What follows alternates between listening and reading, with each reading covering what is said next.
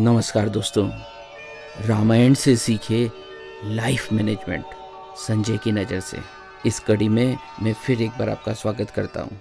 जय श्री राम। दोस्तों, आज की कड़ी में हम बात कर रहे हैं राम जन्म व गुरुकुल में गुरु वशिष्ठ द्वारा शिक्षा की। दृश्य संख्या 1, मर्यादित व्यवहार। इस दृश्य में महर्षि वाल्मीकि बताते हैं कि पुत्र प्राप्ति के लिए कामेशती यज्ञ करवाना होगा। तब महारानी कैकेयी कहती है कि गुरुदेव फिर विलंब क्यों?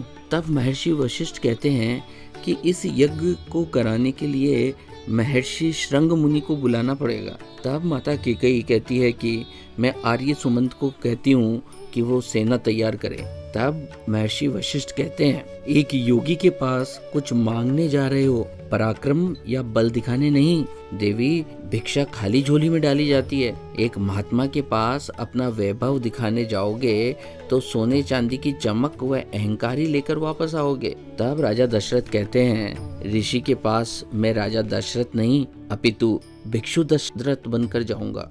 इससे हमें सीख मिलती है कि हमेशा मर्यादित व्यवहार किया जाना चाहिए। दृश्य संख्या 2, राम अवतार का कारण।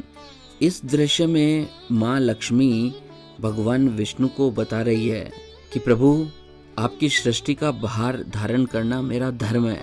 जब धर्म की जगह अधर्म का राज हो जाता है तब अधर्म से अनाचार बढ़ते हैं और फिर अनाचार से भ्रष्टाचार बढ़ता है और भ्रष्टाचार से अत्याचार की ज्वाला भड़क उठती है। इस दृश्य में भगवान विष्णु मन ही मन ठान लेते हैं कि जिन मानवों व वानरों को रावण जैसा पापी तुच्छ समझता है, वे उसी काल में अवतार के रूप में जन्म लेंगे। आज हमारे समाज की सबसे बड़ी समस्या भ्रष्टाचार ही तो है और भ्रष्टाचार के कारण अनाचार व अत्याचार बढ़ने लगे हैं। इन सब का मूल अधर्म ही तो है। हमें अपने जीवन में धर्म यानी कर्तव्य का पालन करना ही चाहिए। दृश्य संख्या 3, गुरुकुल शिक्षा प्रणाली। इस दृश्य में राजा दशरथ अपने चारों पुत्रों को बता रहे होते हैं कि गुरु की हमेशा सेवा करना, उनका ध्यान रखना। तब उन्हें श्री राम पूछते हैं कि पिताश्री, गुरु की सेवा कैसे करेंगे?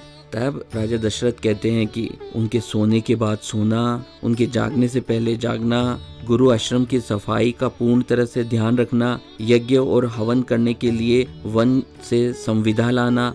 अंत में राजा दशरथ कहते हैं कि गुरु और शिष्य के बीच विश्वास व प्रेम का संबंध होना चाहिए। आधुनिक शिक्षा प्रणाली अर्थ पर आधारित हो गई है, जबकि गुरु वशिष्ठ की शिक्षा श्रद्धा व विश्वास पर आधारित थी। इसी कारण वर्तमान शिक्षा प्रणाली में मूल्य व संस्कारों का अभाव हो गया है एवं पैसा कमाना ही शिक्षा का मुख्य उद्देश्य हो गया है।